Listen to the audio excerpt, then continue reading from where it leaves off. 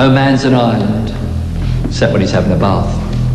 But what if a man was an island?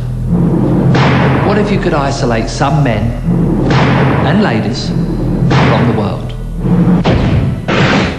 6 years ago, I advertised for volunteers to come and stay at my isolated mansion. Perhaps for a bit, perhaps forever. My name is Dr. Lovett, and this is my asylum.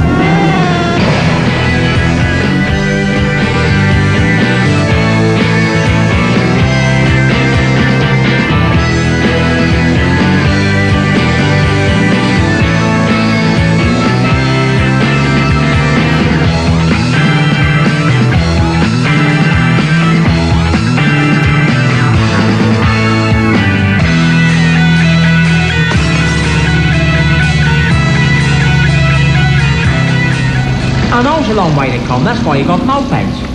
Hi, somebody's ordered a pizza and they're not claiming it. And you should be interested in my experiment here. Welcome to your new home. I'm going to say this once more and once more only because the words are sticking in my mouth like conkers. You know I only came here to deliver a pizza, don't you? Oh, beef magic, yeah. How do you know it was a beef magic? Lucky guess. You ordered it, didn't you?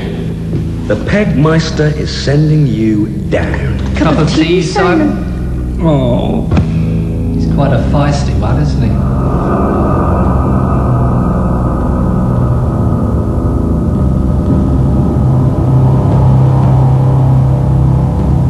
It's a classic reverse. I mean, firstly, the image of the chicken crossing the road is funny anyway, but the fact that it gets to the other side is the punchline is totally unexpected because it's taken as read. A chicken crosses the road to get to the other side to do something when it's at the other side. So when you're wondering what's he going to say at the end, and then the ending is that it's taken as read. So when I say to get to the other side, I've pulled the rug from under your feet, I've taken you another way, I've tricked you. Basically, what I'm saying is I'm clever and you're stupid. I fooled you. I took a bug-eyed bank clerk and allowed him only to listen to Lenny Bruce records. Do you think tramps find each other smelly?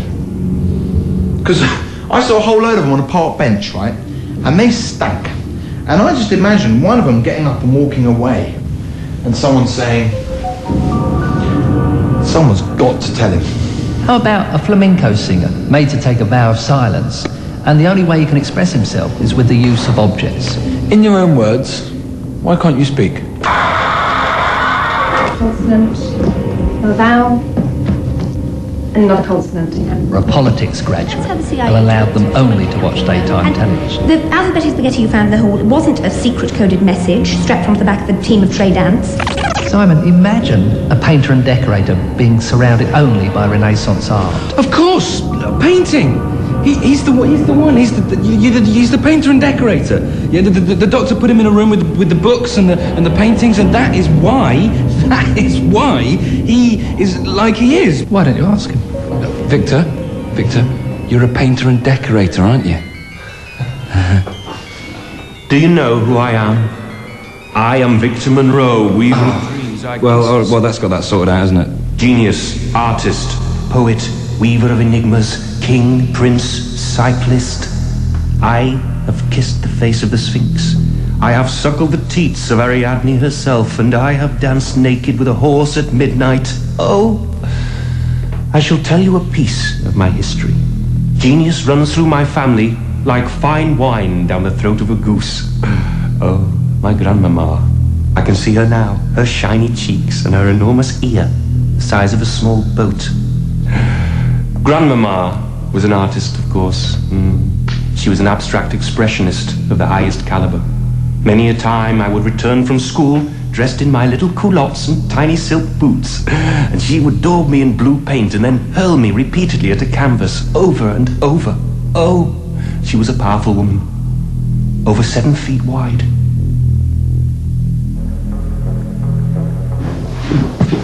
Hi, gang. Medication time. Right, you know the drill, because the cutbacks was only one pill between the three of you, so on your marks, off your trolleys, and go.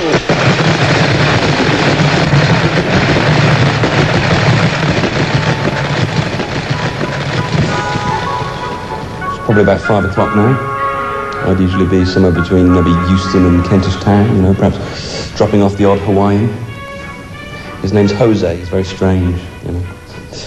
Or perhaps I'd be on one of my very few days off, you know, perhaps just milling around the flat, you know, having a bath, listening to a few CDs, maybe watching some kids' TV, you know. What I'm trying to say is, can we watch Biker Grove? Because this is really boring. I'm sorry, this is Countdown, and it's very important. It's just a word game. That's what I thought before I opened my mind. Yeah, what happened? Did your brain fall out? Vorderman communicates secret messages to the aliens through the conundrum and vice versa. There, look. What? You missed it. It said, the aliens are definitely coming today, Martha, to Martha. There. What, on a 9-letter board? Exactly. I think... No, I know. You watch far too much daytime television. Yes, I do. Yeah, I phoned up this morning about it. What, did they put you on, did they? No, feeling a bit mad, they've got a conspiracy to keep me quiet. What, Richard and Judy? Yeah. I've got another theory about them, actually. It's quite explosive. Yeah?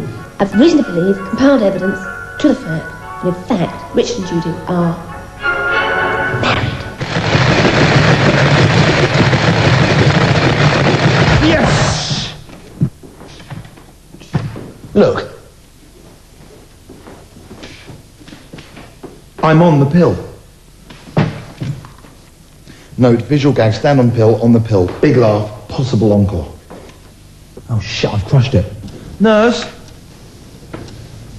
So you say the aliens are coming to see you today? Yes. I've asked them to pop round after Vanessa, because there's quite a good topic on today. Cystitis, so I shall be on the edge of my seat. And what do you think the aliens will want from you?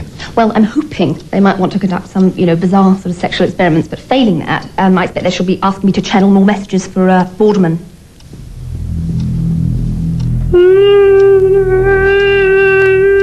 What's happening? I'm just channeling a message.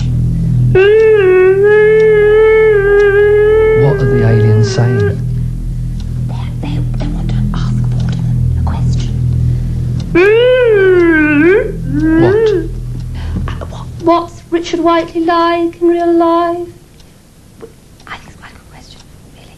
I'd want to know. Right, well look, the easiest way to describe it is at the top you got the Prime Minister. He's the bog roll, right? Underneath him you got the Cabinet.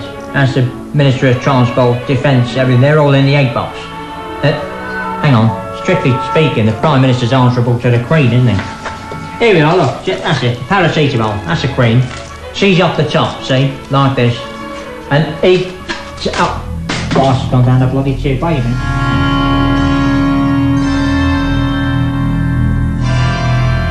Father was a poet, but no ordinary poet. He wasn't concerned with the conventions of rhythm or rhyme or meter or words. He worked in the medium of pure sound, often emitting howling screeches at 2, 3 in the morning. Yes, I remember one of his pieces. A very powerful, moving piece.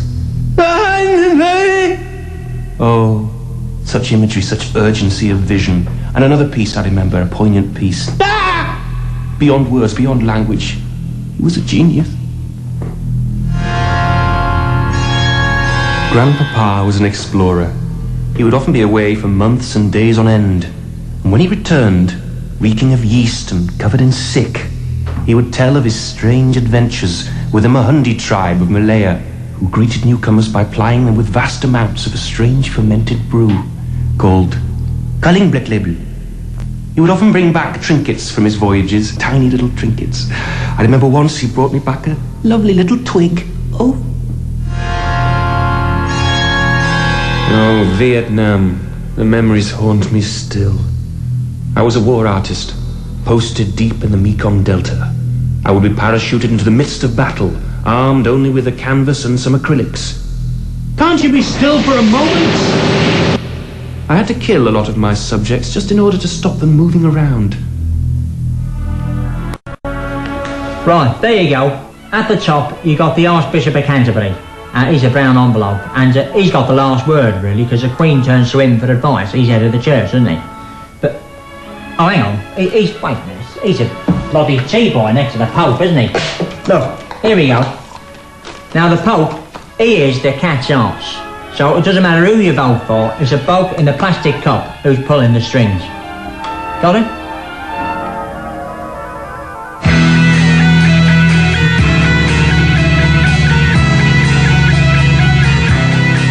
Smooth. On Paramount.